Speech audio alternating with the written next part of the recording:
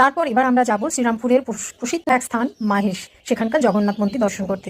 রাস্তার দৃশ্য দেখতে দেখতে যাচ্ছি। আর এই মাহেশের কথা তো আমরা জানি, সাহিত্য সম্রাট বঙ্কিমচন্দ্রের রাতের ওপর একটি সুন্দর তোরণ, এই যে পাশেই রয়েছে, মানে একদম জিটি রোড থেকেই দেখা যায়, দূরে দেখা যাচ্ছে এখানকার বিখ্যাত জগন্নাথ মন্দির।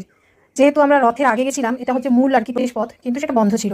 জগন্নাথ দেবের এই সময় জ্বর হয়, তাই গর্ভগৃহ বন্ধ। তো আমরা পাশেই একটি রাস্তা দিয়ে, যেখানে দেয়ালে খুব সুন্দর এরকম রথের চাকা করা রয়েছে, সেই দৃশ্য দর্শন করতে করতে এই প্রসিদ্ধ মাহেশের জগন্নাথ মন্দির দেখতে এসেছি।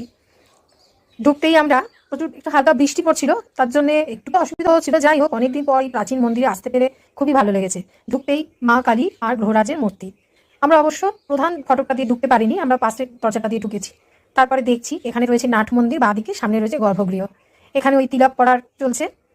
এখানে দেয়ালের গায়ে না সমস্ত নিয়মাবলী লিপিবদ্ধ করা আছে। এই মন্দিরে আপনি কার সাথে যোগাযোগ করবেন তাদের ফোন নাম্বারও দেওয়া রয়েছে। এখানে বিবাহ, জন্মদিন, অন্নপ্রাশন এসব অনুষ্ঠান করা হয়, গাড়ি পুজো হয়, তার সমস্ত নিয়মাবলী লেখা রয়েছে। এখানে বজরংবলী এবং মহাদেবের মূর্তি একসঙ্গে রয়েছে। তারপরেই রয়েছে, এখানে দেখুন রয়েছে রামকৃষ্ণ পরমহংস দেব এবং মা শারদা আর স্বামী বিবেকানন্দের মূর্তি। পরপর আমরা দেখছি খুব সুন্দর করে আর কি মূর্তিগুলো তৈরি করা হয়েছে এবং দেয়ালে সমস্ত ইনস্ট্রাকশনসগুলো লেখাও রয়েছে।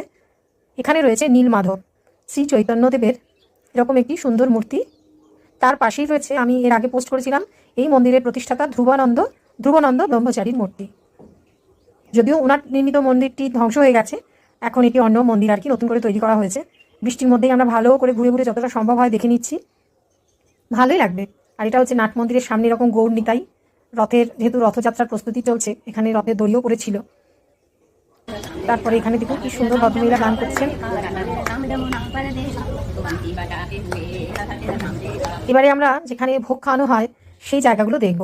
এদিকে এটা হচ্ছে ভোগ খাওয়ানোর জায়গা, আর গর্ভগৃহের ঠিক পেছনেই ভোগ রান্নাও চলছে। প্রতিদিন ওই 12টার সময় ভোগ দেওয়া হয়।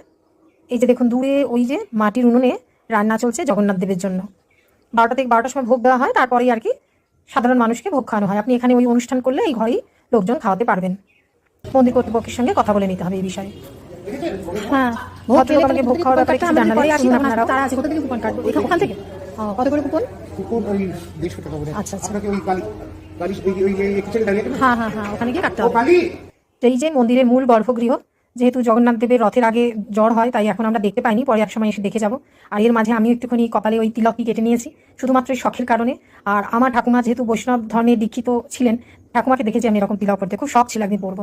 এই মূল যে ফটক যেটা দিয়ে ঢোকার রাস্তা, সেখানে দাঁড়িয়ে এখানে ফটো তুলে মাহেশের রথ, এটি হচ্ছে এই রথযাত্রা আজকের দিনে এটাকে টানা হবে জিটি রোডের ওপর দিয়ে।